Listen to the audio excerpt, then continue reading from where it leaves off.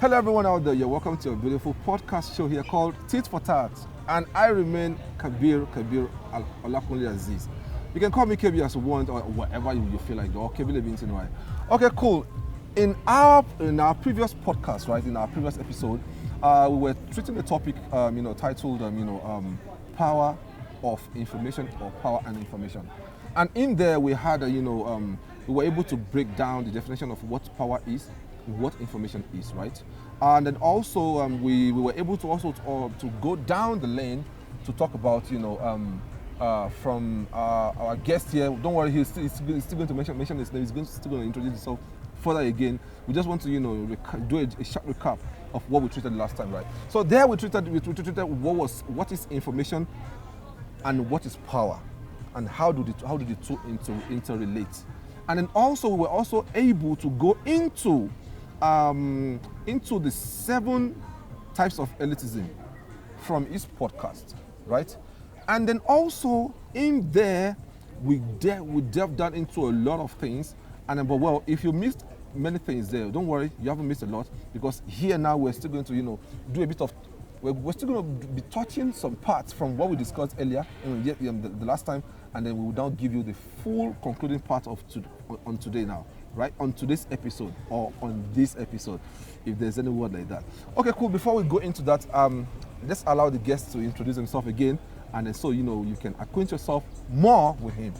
Let's go. Yeah, thank you for having me. Thank you very much. The last time we were here, we talked about information and power. My name is Mac the Lion, and I run an institution called Lionsgate, where we try and resolve or understand all things.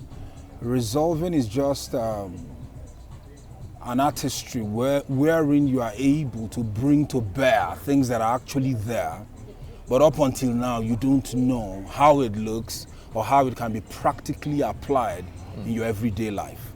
So in the context of having this podcast, we are just trying as much as we can to increase the quality of the lives of people through the information we provide.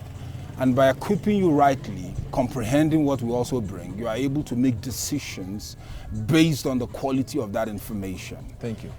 All right, so based on the quality of that information, and then do you want to know why we're treating this topic today? You see, there's been a big myth out there that, some people control information, or information and then, well, every constitution will tell you that, there's freedom of press. There's freedom of press. But to what extent is that freedom, right? I can remember Idi Amin once said that back then. He said, well, I can assure you that, you can use your freedom of speech freely. But what I can't assure you is your freedom after the speech. That was a crazy one, though. So now, to what extent do we say that goes or that is allowed? So, Mr. Mark, in a short 1 or 2 lines, give us definition of power and definition of information again, so people can easily follow again. So, to you, what is power and what is information? Before we go into the first topic. Okay, just a quick recap of what we had done earlier in our earlier podcast. Now, information is power. There's a common saying that says knowledge is power. Knowledge is light. Light is for development. When you see grasses grow, they create sugar through photosynthesis. That is light being processed. So light is not information. Information is power. And information is data. But it's data that is moving. That's why we're not just information that is encapsulated. For example, when you put information on a print media and you look at it, as far as that thing is documented and placed on a pedestal, is not power. The time it's converted from data into power is when the data is on the move.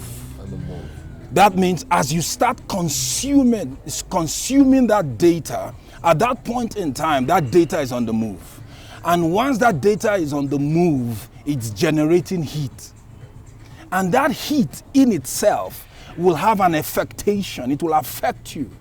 And that is what causes the imbuement. And that imbuement, in actuality, it's now what we call information. And that's when information in itself is now power.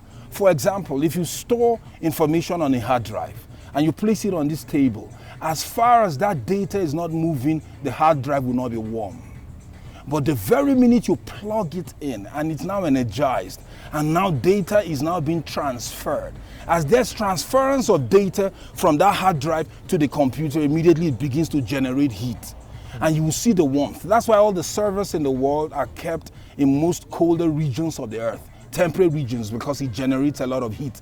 That heat is what causes imbuement. For example, if you are going to dye a fabric, for example, you need it to be done in extreme heat. It is in that heated environment that the dye actually penetrates the fiber of the clothing or the material you are trying to dye. The same thing with knowledge. The same thing, with information. Information in movement, once information is moving or data is moving, it generates heat. The heat that the data generates automatically produces some form of energy, which in itself causes imbuement, and that imbuement is now what we call as power, and that's what now has affectation or affects you, and that affecting or affectation is what creates influence. So information is power and power is influence. So when you use power in the context of any environment, as far as people are consuming it, you are generating power. And once people are, that's why we go to when we post things online and all that, that's why we go into it immediately and begin to check how many hits, how many people have watched it. That means how much power. The influence of that. Exactly. We are trying to check how, exactly, and how much power we've been able to discharge. But if I store video on a server and no one watches it and no one consumes it, even though it is carrying dormant energy, even at that, it's not generating power because people are not consuming it. So information is power on the move.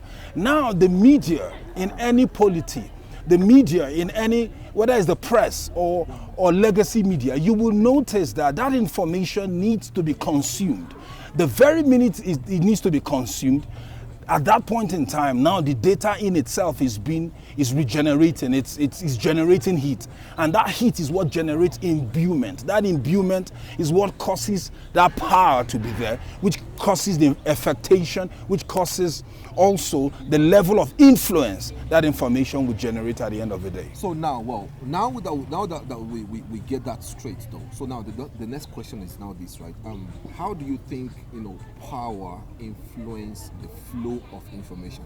Because if you look at the whole thing here, right? Okay, fine. Yes, we all know that like they always say. Well, when I was in the university, I think in the internal level, then we were trained or we were taught that communication is not complete until it gets to until your interlocutor gets the message. Yes. The one you are talking until to. There's a reception. Until the one you are speaking to gets the information and receive it properly. Yes. Then we say communication. So then with that as well, I believe. So communication is not just you belting out information. It's someone has to take it and receive it properly. Yes. From your podcast there, where you said media elite is the most powerful there. Yes. Because it's only the information that we feed people because now if we say, guys, there's war now, everybody starts running, whereas maybe there might not be war. So how do you think power affects the flow of information? And do you think it still happens right now? Now when we have the social media where everybody can just pick up something and be like, okay, yeah, I have this information. How do you think that's okay, happens? See, let me use a simple analogy to explain it. Let us say you have a river that runs through a channel, and that river flows from one end of a city or a town or a local enclave and runs to another enclave. So maybe it runs through the whole city. And that river covers, let's just pick a number, maybe 200 kilometers. But if you check very well, you would always notice that there is a main tributary, the primary center mainstream. That's why we call it mainstream, because there's a stream that runs in the main channel. But as it begins to run through, then it begins to create smaller tiny arteries. And those arteries, at times, some of them become small pockets of lakes and even smaller channels of runoffs. Now, this is where the whole thing is all about. There is an institution or a company of institutions that have come together, and they are the primary information houses that represent every polity, and they represent what we call the mainstream. And these individuals control the information and the free flow of information, and they call themselves mainstream media. That's why when you go on Google and all these places and you put on the search engine, you will always find out that the primary institutions, the MSNBC, the CNNs of our world, the Al Jazeeras, and all these main institutions that invest a lot of billions of dollars to be able to have what we call terrestrial news, you'll find out that they are the ones, at the end of the day, what they say really stands. Now, we have smaller institutions, individuals out there doing their thing on YouTube, people bringing out information, but have you noticed they always have a grip on the platform? Because at the end of the day, if you come out and say something about COVID, they will just shut it down or flag it and say, no, the information provided by this individual is not an authority. He does not have a mainstay or a main say in this. And as a result of that, the information he is bringing, is questionable. And our fact checkers have fact checked it, and this is not in line. What are they doing? They are trying to put all these other institutions or individuals at a place where they are at bay, while they maintain the main vocal trumpet or the main vocal blowhorn of that polity. So whether you like it or not, it doesn't matter whether 10,000 people out there are pushing out information, the mainstream media still controls it. And they are partnering, or should I say they are in cahoots with the government. It's interesting that we have been able to resolve that government is strength, but yet we still call them power. Why? Because they're power grab. Once they get into a place of strength, immediately they grab onto power and they control the media houses. So it's what they want to be covered is what is being covered. And whatever they don't want to be covered doesn't make mainstream. Do you know that there are many institutions out there, they cannot break any news without first consulting with their friends in government to know whether this will have the right optics for them. The question is, and based on that, eventually that's what regulates information. So in answering your question, the information is not still free flow, because there are individuals and gatekeepers who are regulating the content and determining what comes out, because their influence is everything to them. If they lose their influence, they lose their power. If they lose their power, they will lose their strength. And if they lose their strength, they will no more be able to control the polity. But I will tell you though, because there is no fairness in that. Because now imagine now, like for instance, now say you're watching Facebook now, you're watching someone's Facebook live, right? If a set of people, somebody is blogging and probably they're blogging someone that they love, you will see a lot of people start showing anger face. And what does that mean? Facebook has shown that Facebook has given the directive that if you don't like a content someone is giving it to you, keep showing anger face, then we will end up flagging it. You understand what I'm saying? Yes. So now the question now is this. Now look, even if someone is dishing out a fair information, or information that people are supposed to, unbiased. As much as we have a lot of biased people out there who don't want that information to be out, I think we're still operating under how do I put it now? Democratization of information. Okay, let me put it another way. Is that fair though? It's not, because when you look at it, they have a personal and a self-interest and an agenda they are trying to defend. Remember, the elites of our world are in cahoots. They always talk on their friends in that other side of the aisle and say, I need you to do this for me. If you make sure this news doesn't go viral, and you make sure that you debunk it and say immediately it's all misinformation, or it's Russian disinformation, it's propaganda, you label it, and at the end of the day, it diffuses. And in 24 hours, it never picks up steam. Then that guy says, oh, you owe me one. So in another time or in another setting or in another situation, I can call up favors. This is how they control the earth. This is how it controls the earth. You can't say things about COVID, you can't say things about this, you can't say things about that, because there are individuals who are benefiting. At some point, it was even reported that Pfizer was making more than $200 million a single day from the vaccines. So there were people that were benefiting from it. There were investors, there were people. So when you come today and say, no, ivermectin will also bring a curation, immediately that raises a flag, because now if we have a cure for this thing, now we cannot have the vaccines. And the vaccines is meant to be an executive mandate released by the government in order to provide some type of coverage for people who at the end of the day is beneficial to their resources. So you have to understand that there are personal interests, there are personal agendas, there are people in leadership who will fight tooth and nail to make sure that information is regulated by them. Why? Because information is power, and power is influence, and influence is what determines how people agree with you. Then do you support that, is what I'm questioning? No, we do not. There has to be free flow of information. There are some information you will have to pass, and you know you are genuine. You know what you're saying is real there. But there are a lot of people out there who do, I don't know, who do not want that information out. How do you think that you shall know the truth?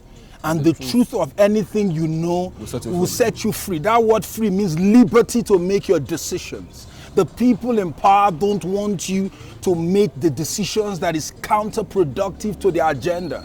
And that's why they will pre-regulate the information they release so that what you get will be based on falsehood. And if we're talking about, sorry to cut you short there. Okay. If we're talking about these people in power, now remember, now they've given the power now to everybody on the street, now to every common man now, right? But the common man does not have access to the mainstream. That's what I'm trying to say. There are pockets or tributaries of arteries of information out there. And if you seek for it, you will find it.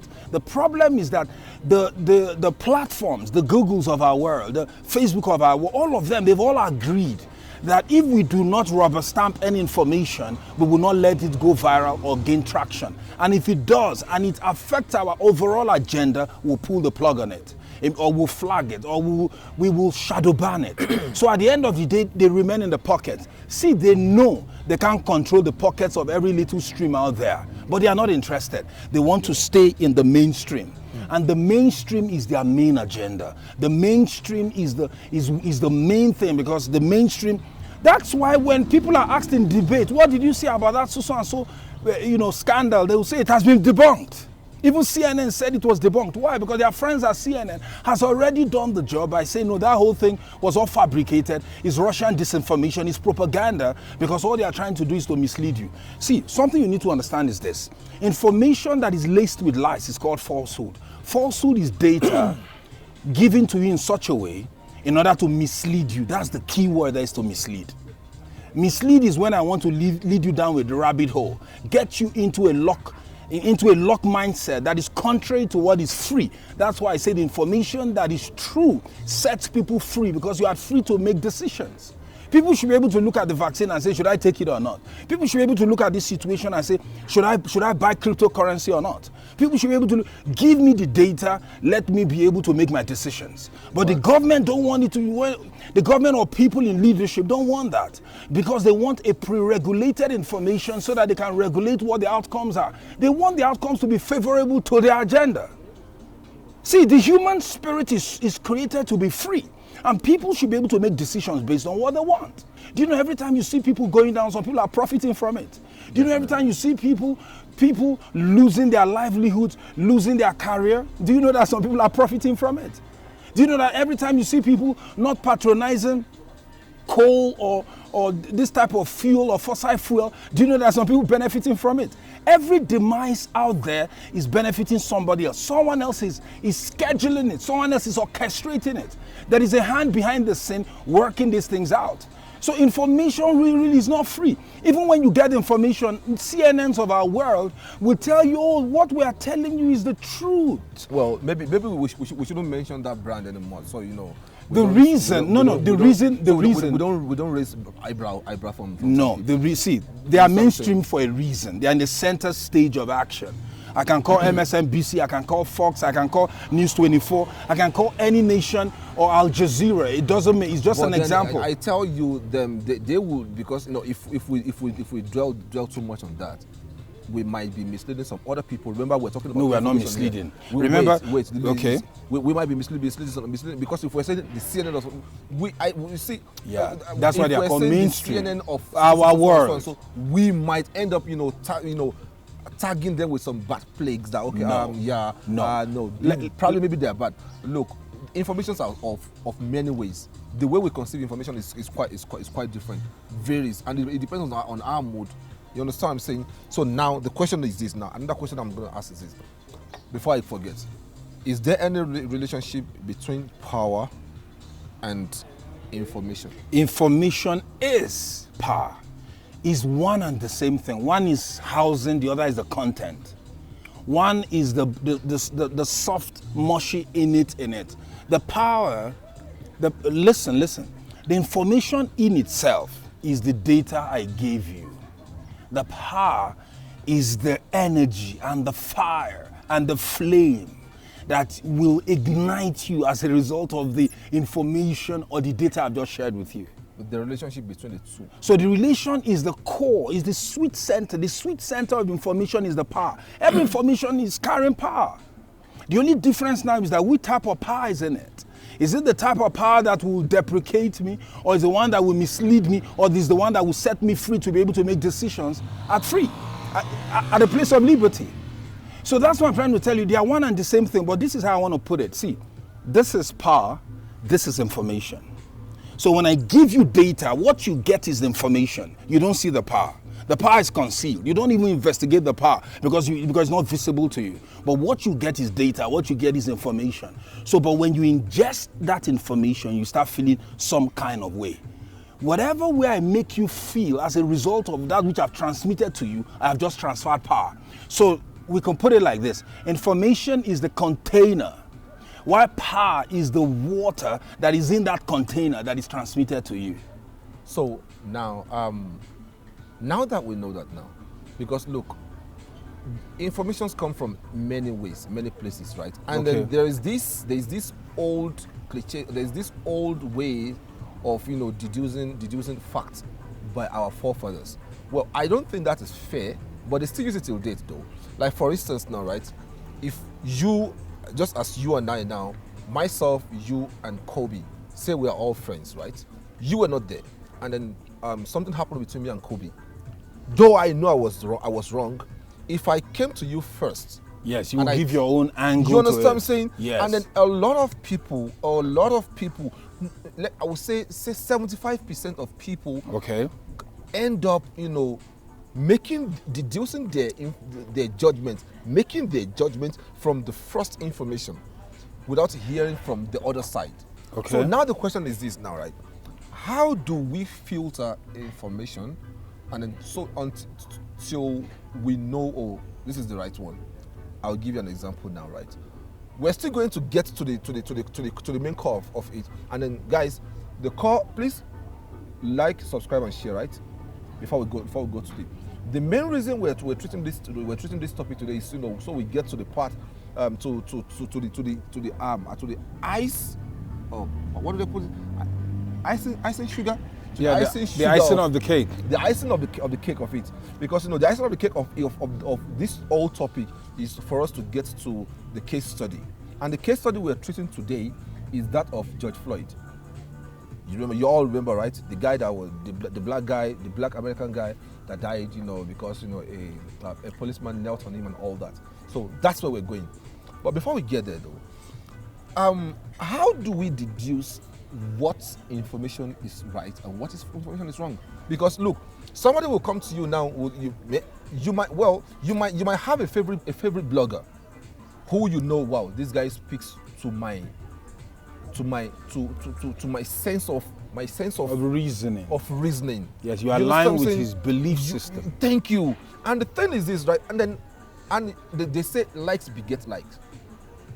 Because of his idiosyncratic nature, the way he speaks, the way he delivers, you love him. You don't even want to hear anything. Even whether this person this person is saying the right thing or wrong, not, whether it's biased or not, you don't really understand care. what I'm saying? Whereas because you come to embrace this person, and whatever information is given out, you're embracing automatically. How do we filter what information is right and what information is wrong? Because look, a lot of people out there are sitting on this table right now in the same WhatsApp group where the first information they hear they believe is the right one. Okay. They don't even want to check other they side don't of want the to story. research and so how do investigate. We do that? How do we deduce the proper, or how do we filter information till we know, oh, this is the right one? Because if you ask me, I will say, well, whatever works with my sense of reasoning is what I would go for. At the end of the day, I'm still my own judge. Okay, let me give you an answer. See, the centrality of every real information is one word. It's called accuracy. Accuracy is when information that is being given is not being skewed. You gave an example of two people having a problem. By the time the first guy comes in, he gives his own account, then he bends it to favor his own angle and say, no, this guy is really wrong because he was the one who did this, did that. Thank you. Now, you have to understand that what he has done is that he has skewed it. So he has bent it. He has shifted it. Now it's no more accurate. Why? Because he has a bent and he has an angle he would like you to see it from. And from that optical angle, he would like you to see eye to eye with him so that you can stand where he stands. Now, when information is released, I have discovered that first of all, in order for you to be able to decipher a proper information, you have to be a positive-minded person. Thank you. You heard that, positive-minded person. Because this happens in a lot of companies, in a lot of offices where you have all these, mini office politics here and there. Yes. And then because this one is close to the manager, he or she goes there first, they cry, they share crocodile tears, and then boom, the manager believes there. Yeah. You understand what I'm saying? Yes. And then they end up, and then once you're not on the good side to your manager, then it means your promotion is at yeah, stake. because yes, you understand what I'm saying? taking so sides. I think while you were talking to me, look at them there and let them know, guys, accuracy, right, is the word. But how do we decipher which one? Information that is coming to you has to be accurate. The person releasing it may not, because they are trying to mislead you. So the first thing that needs for you to be able to decipher if that information is skewed or not, the first thing that is necessary is that you need to have a positive mind. That means when you hear someone, first you need to be open-minded, whereby you are not... I was going to say, are you sure you want the positive-minded is the right word? Yes, positive-minded. Have a fair mind, no, where you don't, you're not on. I will explain what I mean. When you are fair-minded, to start with, that means you are unbiased. Like now, when in the court system, when we are judging a case, why is it that people, they don't care? The judge will say, no, please give him tissue, let him cry out his tears, but please, we need you to say facts, because here we don't deal with emotions. We are not here to come and get people all warped up into emotional takeover, because you could be shedding crocodile tears, and at the end of the day, you are the real culprit. Thank you. You are the real offender here. And people do all that in everyday system of life. So that's why I said information coming from that side, it has to be accurate. But you don't have power to determine if the person is deceiving you or trying to deceive you or not.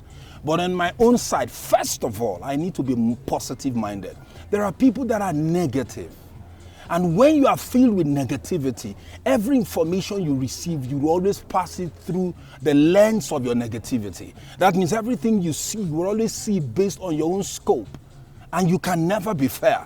Even if that information is scoped a certain way, you will always twist it. That's why in the information industry, we have people we call spinners or spin doctors. Why? Because when information comes, they look at it and see how they can skew it to fit their agenda.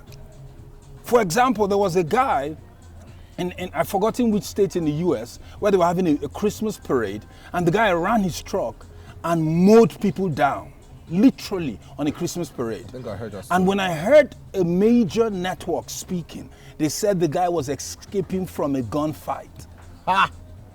And because he was escaping from a gunfight, he was overwhelmed with what was after him. I've never heard that type of garbage before. And he mowed people down. He didn't know he mowed children down. He killed people. And we all know, based on my own assumption, we all know he did it out of the animosity of hate, born out of racist tendencies.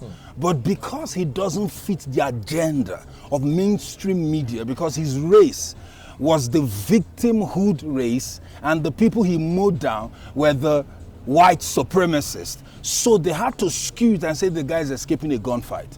So what am I trying to say? They skewed it. Everything still depends on, if you can prove it beyond every reasonable doubt. No, I don't even know. That's why the cut off. You know, the interesting thing is this: he was even charged with manslaughter and things like that. I don't even know how the case ended. You know why I don't know? Because mainstream made sure they didn't cover it.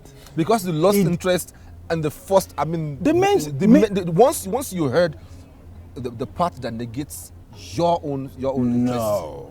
No. Okay, first of all, let me put it like this, because this is not personal. First of all, you have to be positive-minded. Second of all, you have to be unbiased.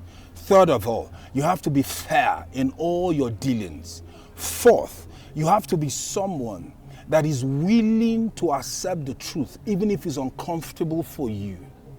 There are a lot of things, there are layers to this. See, let me tell you, people have been conditioned to think a certain way. People have been mutilated from the inside to see things a certain way. People have been regulated. I was telling someone the other day, I said, see, your candidate is a crook. You know he's a crook. The guy said he doesn't care. I know the person you're talking because about. The very minute we won, we are happy. Now watch this. And I was trying, and the person said, no, you have to understand. I said, see, listen, I have nothing against this person. But we are seeing clearly that he went through very dubious means to get what he wants. They all do, though. If we're talking about politics, they all do. No, but this is the thing. Nigerian politics especially. No, this is the thing. And that's where I stand. And I kept telling the person, I'm a fair observer of things. I have no permanent friend. I have no permanent enemy. As far as I'm concerned, if what you are doing is right, I will stand with you. If what you are doing is wrong, I will call it like it is. And I can prove it. One of the main persons you will talk to, and this will align perfectly, is my wife. There have been many situations where things happen and my wife will say, no, why are you taking sides with them? You know, I'm meant to be your wife in this case. And I'll say, no, baby, as far as I'm concerned, you are the one who sought this information out. You are the one who is in the wrong. And I have to be righteous in my ways. And it took me years for me to come to that place where I can literally say, and I say this with every sense of boldness, I say this with every sense of confidence. I don't have any iota of biases in me. Many years ago, me personally, God, and as a Christian, God spoke to me one time, many years ago. He said, in all things, I want you to have a neutral mindset. That's number two. I want you to be detribalized, whereby you have no tribal affiliation, you have no tribal inclination, you have no racial inclination. I'll never take a guy's side because he's a guy. I'll never take a woman's side because he's a woman. I'll never take another person's side because he's from this tribe, or we are from a place where my grand or great-grandfather is from. Never. In short, if you say something bad about the tribe that I'm identified with by my lineage, I will not even flinch a muscle, because it won't pinch me, because I'll say you are not talking to me. As far as I'm concerned, you are saying what you believe to be the mentality or the basis of people who come from this lineage or this clan or this tribe. And it took me years to achieve it. It didn't happen overnight. So that's why I say you can't really regulate the filth of information that will be pushed out there, or the lies that will be put out there, or the falsehood. But one thing you can do, you have power to be original. You have power to have a positive mind. You have power to be fair. You have power to be unbiased. And you are the one that has to clean up your own heart. Because if you don't have any spectacles, see, my spectacles is clear. Why is it clear? Because it's transparent. When I came into this interview, I was wearing shades. But when the interview started, I put it down and I walked clear, open one. Why? Because I want you to see my eyes. I want you to be able to see my soul when we converse. I can't hide behind a shade. Now, people are wearing shades and wondering why they are biased. wondering why they see things a certain way, because you are looking through a glass darkly. You are looking through shades. And you are seeing things, you are coloring in. See, when you wear blue shades, what would you see? Everything will be bluish. So when you have a tint that is already your own personal biases, your own personal inkling, automatically everything you hear, you mirror it through that. And by mirroring everything through that, everything you see would always be skewed. And that's why these people are able to use information to control us, because they want us to see things a certain way. Those who like the outcome of what they see will hail it. Those who don't like the outcome of what they see will immediately stand against it. And I want to stand in the middle. Now, I want to stand in the centrality of what truth is. Now, if we're talking about that, right? If we're talking about that, remember, look, everyone is directly or indirectly in that position of power, because whether we like it or yes, people will definitely come and tell you, come and tell you, or will definitely involve you in their situations, in matters. So now, to me though, I believe what makes one a good interpreter of information is the mood. If you always set the right mood for yourself, then you will get the right judgment. You will deliver the right judgment. The reason why you can't base on moods, that moods are emotional. You can't make decisions based on your emotions. You have to make decisions based on principles. But the thing is, we can't decide when that information is coming, especially when you're supposed to judge a case that has to do with two people, with emotions of two different persons. Then don't sit in a place of judgment when your mood is skewed. Simple. But if you're the only one who can deliver that, and then you just have to, then do like the way they do in the courts. The judge will adjourn and say, let's see another day. I will look more into this. The reason they adjourn many times is not because they don't have a say. It's because at that time they are overwhelmed with all the witnesses and all the information that is brought in. So now they want to go back, take time, dial it in, and see if they can see exactly if someone is trying to pull a ruse on us, or who actually is right and who is wrong. That's why people are adjourned. So if a matter is brought to you on a speedy, hasty, situational environment, and you're in a place of judgment, and you have a mood that that you cannot micromanage, then you adjourn it. Then you say, okay, can I look into this matter? Can I think about it? Can I get back to you in a few days? Let me give you an example. I had a conversation with someone exactly 2 days ago in the evening. It's about 7, 8. And the guy told me what his problem was. He told me what I needed to do. He told me what he would have me to do. And he wanted me to make a decision that night to respond to him. And you know what I told him? I said, you know what? Can you go? I will get back to you before 12 o'clock. The guy said, no, he said, because I really need this thing. I really need to solve this problem. I really need to. People will push you. I told him, I said, wait till 12. He said, if by tomorrow it will be too late. I said, not 12 o'clock. 12 o'clock, you are barely getting up. Trust me.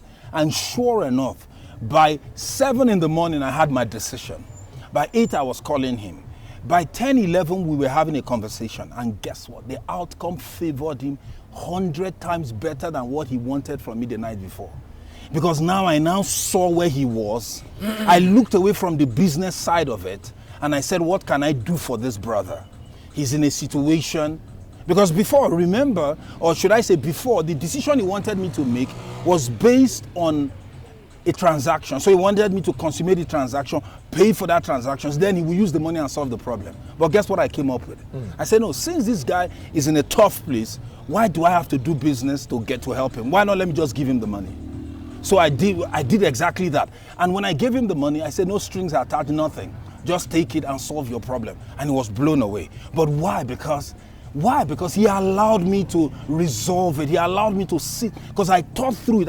I had a whole night to muse over it. And my decision the next day was excellent. And it favored him. And guess what? I felt good about it when I did it. I wasn't compelled. I wasn't pulled. This is also the problem we're having right now in governance and people in leadership. Because really what they want you to do, they say, no, go right now. Make that decision. Press that button right now. Oh, make that buyout. Oh, invest in that company now. If by tomorrow the shares will be this, that.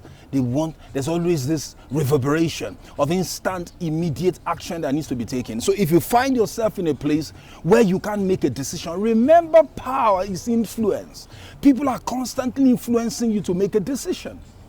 Well, And well, I think you are right in a way, though, because there was this jurist though who said his name was Lord Denning. Okay. He says while the jurists are trying to to make precedents, the law doesn't look into the mind of the plaintiff, into the mind of the defendant, into the mind of the jurist itself. But the mind looks into the mind of a common man going on the street. Like, for instance, now someone once asked me, if you were just walking and somebody just came to you and slapped you on the face, what would you do? Well, my response was, it depends on the mood I am. If I was not in the right mood, I would definitely punch him back. But if I was in a street mood and someone once said, there's a way you deal with a rude child. You put a smile on your face and you keep spanking so hard, like, don't be naughty. You are dealing with him in your own way, but at the same time, then he wouldn't know if he's to cry or not. You understand? So, and I think that is there. Now down to the part where we want everybody to to get to know now, which is the case study. The story of George Floyd. Yes. That died. Yes. And all that. The first part of the story we all heard was this guy went into the store, and then he was coming out, the police stopped him. Remember, there must have been some things in the middle. Yes, that occurred. We didn't leading hear up to those. that. Now this policemen stopped, and then they stopped him, then they knelt on him, and then the guy died. That was the first part we heard. Everybody started shouting, no, that's not fair, this, whatever. And then there was a time, and I think not too far from that time, when something is happening, people will definitely go bring some old news that are not even relevant, that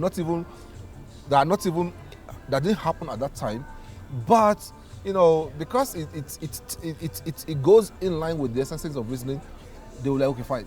So then there was this video that was happening, that was circulating that back then, where this white guy slapped the policeman and then took his gun, and then white police guy were like, Mr. Man, please drop the gun, we'll shoot you. Then people were like, now if this was a black guy, they would have shot him. Now because he was this other dude, now it was a person of the other complexion now. Now they're like, no, or other race. No, please drop it. People were now saying they don't use please for black people. But now because it was this white guy now, they were using the word please. So that was what triggered. That was what made a lot of people to go haywire about the whole story. To you, do you think the killing or the way the man passed away was fair? Okay, so let me just, because of time, let me just rush through it very quickly. George Floyd walked into a shop. Prior to that, he had just been with his drug dealer.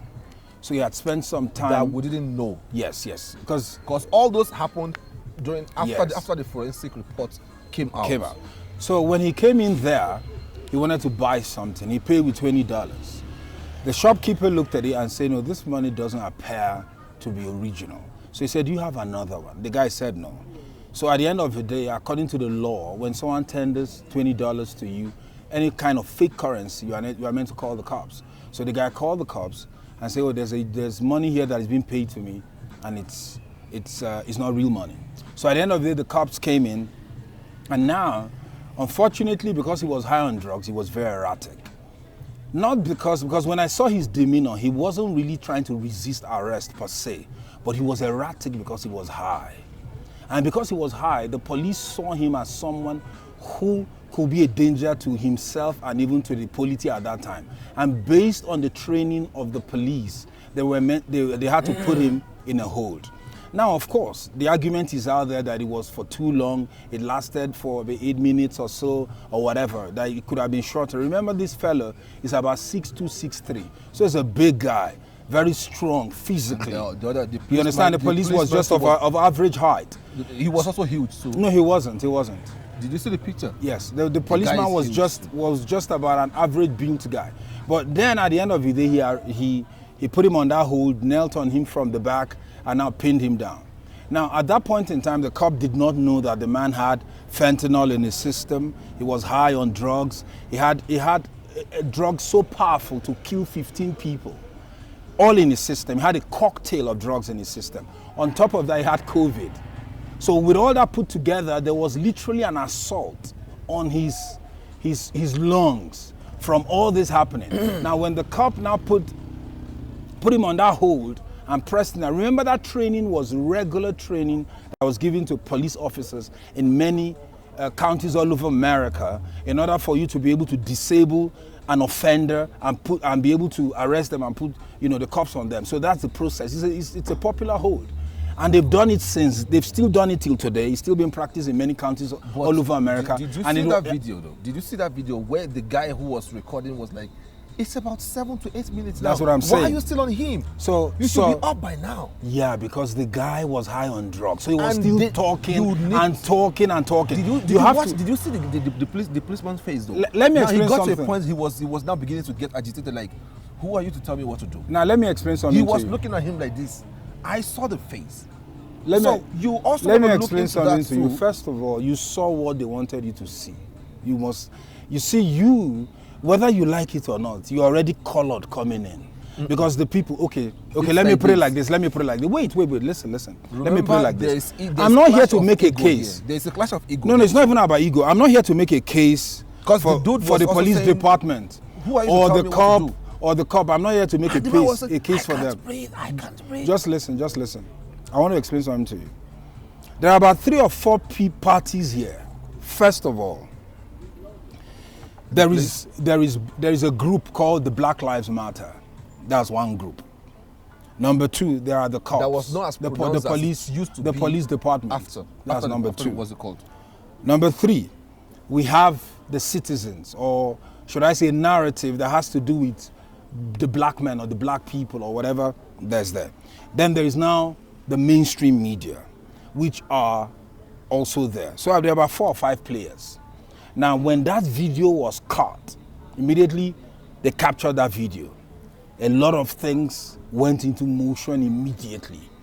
When the group, the non-profit organization called Black Lives Matter, saw that picture, immediately, the very minute they saw that picture, immediately it presented to them a narrative that they've been trying to drive for a long time. And you have to understand that the Black Lives Matter is a movement that is designed exclusively for one thing: to dismantle the family.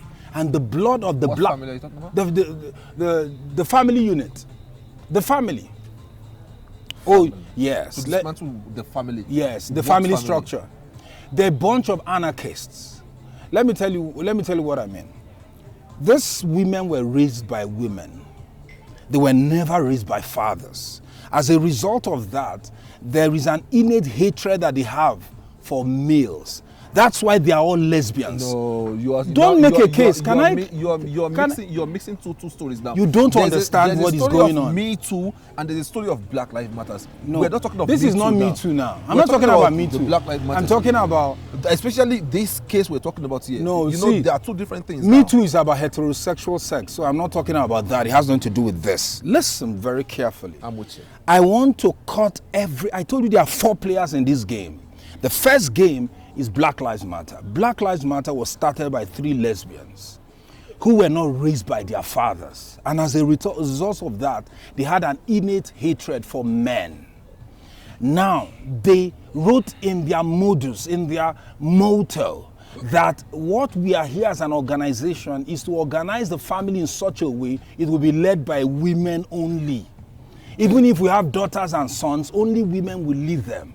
And as a result of that, our society will be better off not having men at the helm. So when they saw that video, because you have to understand the agenda was for them to dismantle the societal structure of the male being the head of the home. And how to dismantle it is to get him in jail. And the number 1 way to get him in jail is for him to rebel against authority.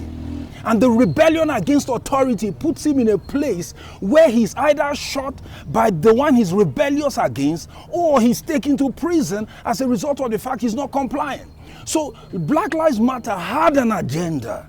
When the video was released, they saw it as a perfect tool for them to sell their agenda. So what they did was that they were the ones who literally micromanaged that video. They weren't the ones who shot it, but they were the ones who were able to capture it. And they were the one. No, they were not the one. It was a bystander that caught it. Thank you. But they were one of the first.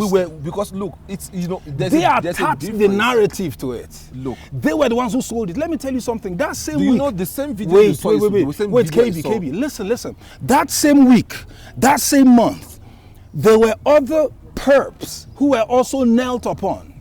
And not all of them died, but they also put maybe in even more dire situations. For that long. But the reason why you never heard of it was because it was not done to a black man. They needed the person to be black in order to feed the agenda, because see, let me tell you something. There is a consensus out there that the black male is very explosive. He's not deep. So when you tell him anything, if he gets emotionally triggered, you can capture that energy very quickly. And the Black Lives Matter saw exactly that the black male fell right into that narrative. That's why there were other people who were knelt on by white cops, but because they were not black and they didn't die. Remember, if the man had not died, this conversation would have never arisen. But because he died, that's why I'm telling you, what the cop did by kneeling on him for that long, he should not have done that. But the cop did not know the man had a cocktail of drugs in him. The man was being erratic, but the cop did not know that he was reacting, because at that point in time, there was already a lot of pressure on his lungs. You're still not getting one point. It's you that is not getting it. Because you see, Black Lives Matter has already colored us in. Based on the video we saw, look here. Look, I respect what you're saying, and I'm really on your side, because look, if you want to, I don't have a side. We have to be honest, I don't have a side. To me now, I just want to be in the centrality of all things. It seems to me as though you're on the policeman's side more than that of George Floyd. Do you know why so? Because look, no matter how, there's no how. If we're talking the about policeman, hold on, sir. If we're talking about American police here, we know those guys are like they are of the high rank, right? Because because of the kind of training and all that. Everybody definitely know. I'm sure they would have told them, look, if you sit or if you're on top of somebody for this long, 2-3 minutes, you should be able to. You should have been able to get what you need to get on time, or then move to the next one, or move to the next one, or move to the next one. I don't believe the police department will tell them, okay, you can sit on him as long as an hour. What you don't understand is that the police training is not dependent on length of time. Is his response. If the perp acquiesces in 5 seconds, then you arrest him and cuff him in 5 seconds and go. The dude was done and was saying, I can't breathe. And yet this dude and the other guy on top was still looking like this. So what do you have to do? Now, we all saw the video. Listen. This is what you are not getting. The cop he is has not drugs, he has this, he has that. But how would the cop know? How would he know that the guy his lungs are already 90% gone? He was saying, remember, this is a procedure they did all the time, and a lot of people also come out of that situation and nothing happens to them. Do we not have some submissive words, like some words that you will hear? Look, if I come to you now and I point a gun at you now, right? If I say and you tell me, hey, then shoot, I know you're not scared of that. But if I come to you with a gun and I said, okay, hey, your money, everything, and you're like, bruh, you don't have to shoot. I can hear that you are submissive in a way, but you still don't want to give up everything that much. I can see there's a level of humility in your voice. You understand what I'm saying? So the guy down there was busy saying, okay, I can't breathe. Get up a little bit, let me breathe. for the guy could hear. Not. Let's say Oh. a police is not a welfare officer. He's not a compassionate creature. But the other dude behind the camera was saying, an hear what this guy is saying. executor of force. He is a see. That's why the president or the leader or the mayor is called the commander-in-chief, because he commands the absolute authority over force, and he discharges it through a badge to a police officer whose job is to simply execute force. He's not here to rob your tummy and make you feel good. He's there to arrest you and take you away from that situation. If the man that was being arrested had succumbed and acquiesced, it's unfortunate that he died. In short, let me tell you the truth. The cop in himself didn't do too right by kneeling on him for so long, but the cop did not know the man's lungs was about to collapse. But was he not supposed to be listening to what the guy was saying? The procedure. Okay, this guy the guy was erratic because he was high on drugs. That's why the cop couldn't read the situation. That's number one. Number two, the cop occasioned his death, but the cop did not kill him, because there was no intent to take out his life. The intent was to arrest him, but he ended up dying because there were a lot of factors that led to his death. The point we're treating here is, how do we decipher the right information? If the information is, look, remember now, we are both analyzing the same video that we all see, that we all saw at that time.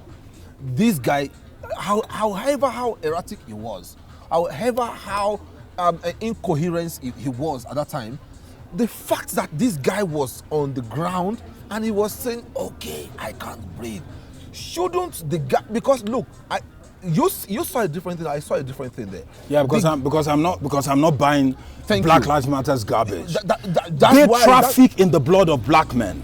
They accelerate the agenda with only the deaths of black men. That's why they will never ever take resources and channel it to any cause that will advance the black community. It's only when a black man dies you see them. They sell their garbage, walk away with a bag, make money. They didn't even give George Floyd's family a dime from all the money they raised. Well, that's how we know this whole thing was an agenda.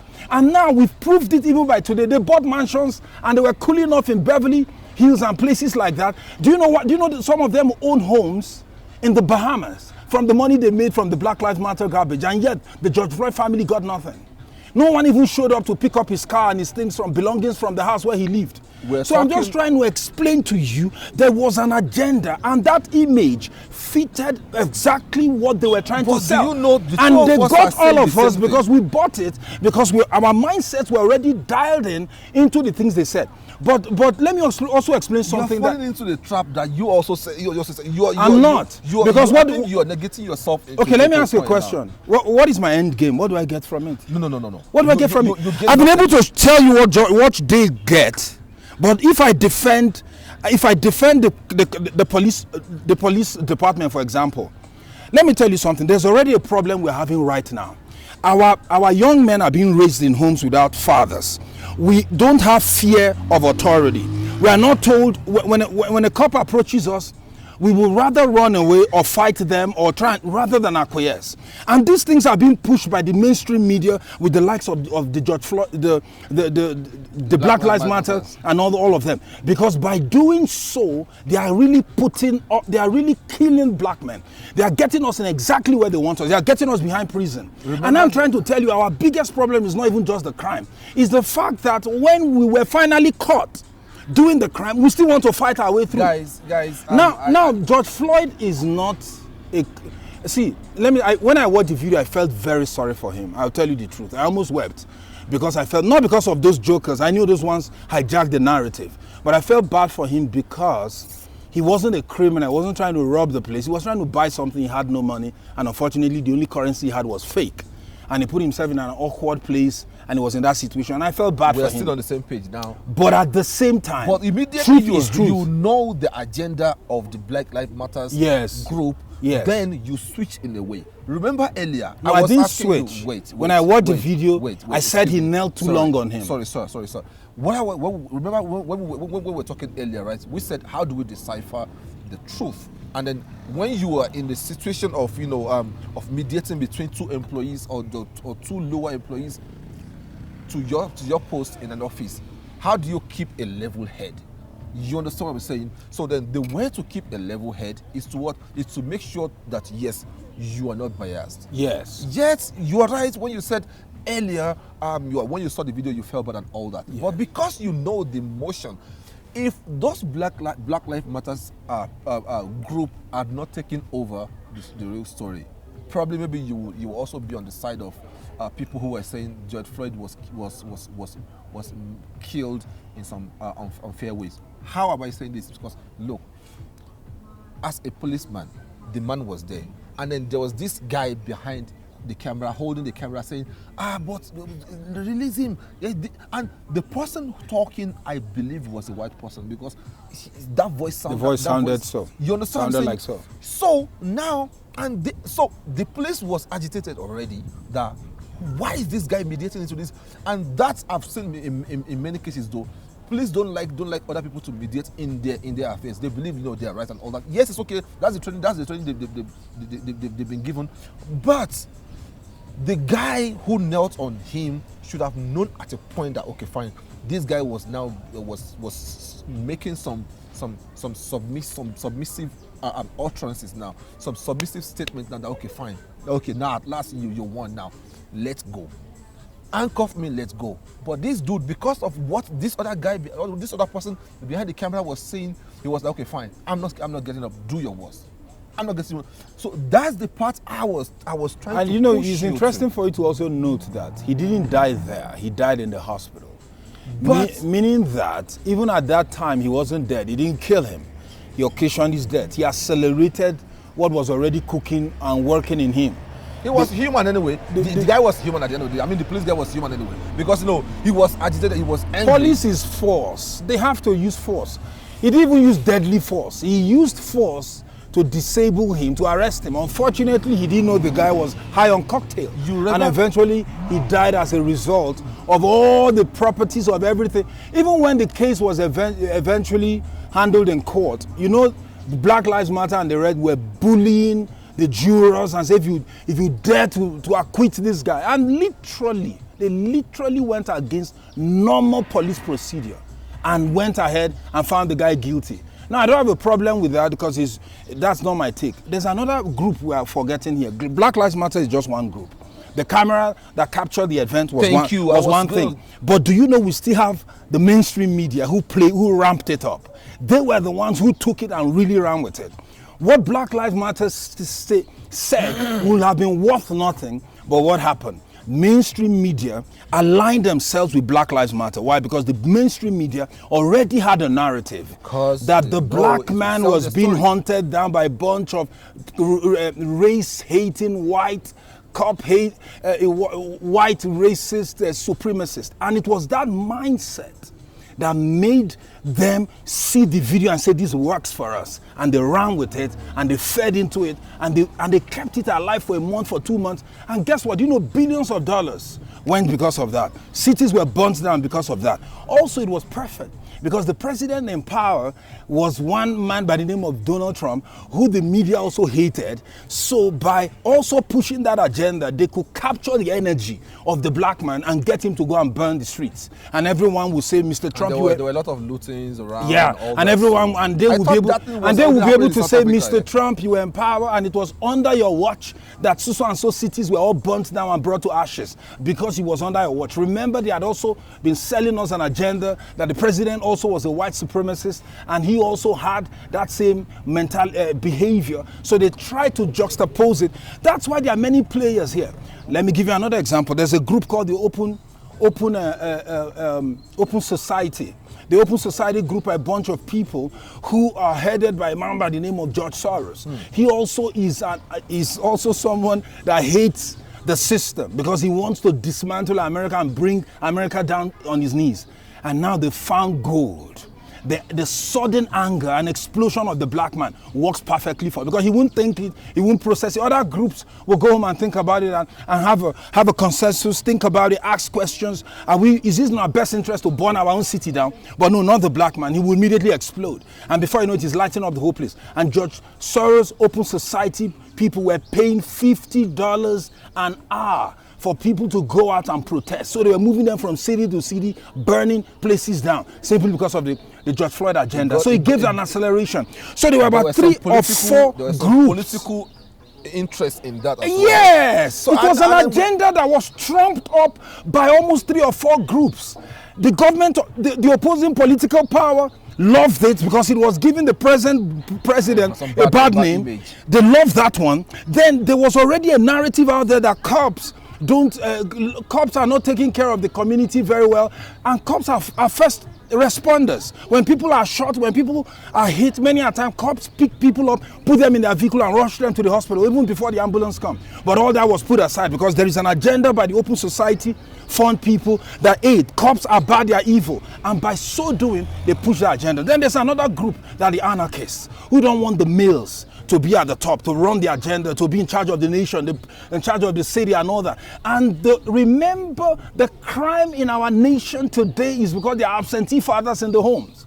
And the Black Lives Matter, a bunch of lesbians who hate the whole idea of having males in the home. And that's why the George Floyd agenda worked perfectly for them, because now, if you as a black man, you watch that video, what do you think will happen next when a cop stops you over? You tell me, hey, don't shoot me, don't do this. And you're already escalating the situation. When the There are a cop lot of says... videos that even came up that people were taking Exactly, advantage of we're that. taking advantage of that. And it started escalating, and cops everywhere were resigning. You know, there were cops that quit the job. And now that fed into the Black Lives Matter agenda, because now But we do are you think getting the judgment- a chaotic... See, they Do you think wanted they a got the chaotic right society. judgment? But do you think the cops got the right judgment? Or The cops. do you think... No, the cops don't take judgment. The I mean- cops I mean, only, do you think they only the- respond to their training. Whatever is their training, that's what kicks in. The question is this, right? Yes. Do you think the defendants, the family of George Floyd, got the right judgment? Because from what I heard, they fired the guy, right? No, he's in jail. Yes, he's in jail. He's in jail. I think he got, I'm not sure, maybe almost 20 years. He's in jail. But do you think that's... He's in jail for doing his work. But do you Of think course, that's it's not fair? fair. It's not fair. That man was, see, I'm not saying he shouldn't get some type of reprimand for kneeling on the guy for 8-9 minutes. But you have to understand that he only occasioned his death. He didn't kill the man. He had no intent. He didn't wake up and see me, I want you dead. But nobody will ever come out and say, okay, I'm going to do this. But that's what Not the narrative. not The everybody will do narrative that. Not is everybody that will do that. the narrative from the Black Lives Matter and all these groups is that white cops are hunting down black men all over America and killing them for their agenda. That's what the narrative is. And that's what they fed us with. And that's why many people, including black folks like us, all believe that garbage. It's just now a lot of people are looking at it and say, whoa, these guys were just here making their money, doing what they want to do, making sure the agenda was driven. And now we are seeing they don't really care about the black man. So that's why we need to talk to each other and ask ourselves, what was the original agenda for these people to start with? And what they wanted is what they got. Of course, they wanted to keep that lie alive forever, but you know how the destiny of all lies, it always fails eventually. Well, because the liar will be exposed and the lies will be showing, because everything that is hidden will eventually come to the open. That's exactly what that is. Thank you very much. I think that's where we draw the curtain for today, because if we're to continue like this, I promise you, there are a lot of things that will be happening, that will be escalating, and then I promise you guys, we might not really get to the roots of this on time, right? Look, from my own submission, from my own conclusion, all I will just tell you is this, right? There are more to that video, there are more to that clip than what we see, than what we saw there. And then everything boils on the perspective, because definitely new things will keep arising, and the new information will keep getting there. How are we supposed to know that yes, the forensic information or the forensic judgment or the forensic result was correct?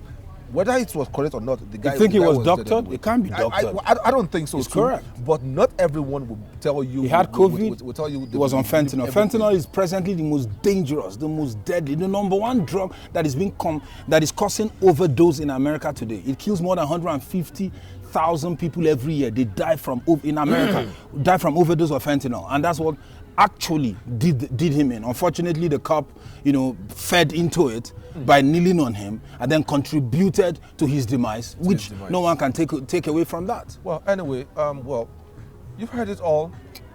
When you are in, how do we? The topic today is still the power of information. And then, we were able to give you the definition of power, the definition of information, the stages, and then how do you decipher which information is right or which information is wrong. Then we got to the part where we spoke about the case study of today, which happened to be George Floyd's case. Well, you have your own opinion. I've got my opinion. He's got his own opinion. Well, I think he was right. He's right in a way. But I am right. Is there any other thing? Are there any other things you feel about this topic? Do you think we did justice? Do you think he did justice to what he said? Do you think I did justice? Well, anyway, you guys are you're the judge. You are the best judges in the way, because at the end of the day, you are the ones who are viewing. Anyway, till we see next time. I remember your favorite though, Kabir Olakunle Aziz. Please make sure you do share, subscribe, and like. Put your comment under here. Let's hear what you have to say. Till we see you next time. Bye for now, guys. Bye.